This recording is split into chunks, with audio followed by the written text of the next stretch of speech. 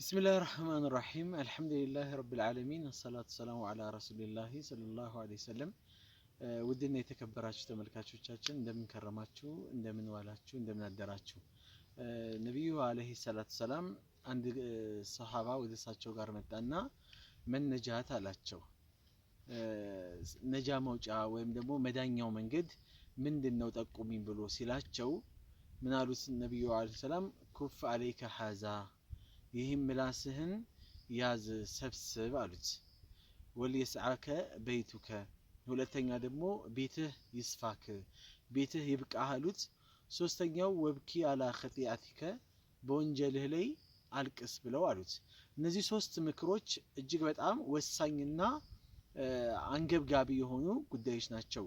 የመጀመሪያው ኩፍ አለይከ ሐዛ ስለሱ እንነጋገርና ምላስህን ያዝ ያሉት ምላሱን ያለያዘ የሆነ ሰው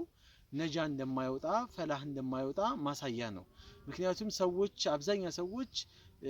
ጀሃነም የሚወረወሩበት ሰበቡን በሌላ ሐዲስ ላይ ለሙዓዝ ኢብኑ ጀበል ነብዩ አለይሂ ሰላም ሲነግሩት የራስ الامر የነገራቶች ሁሉ ቁንጮ ዋናው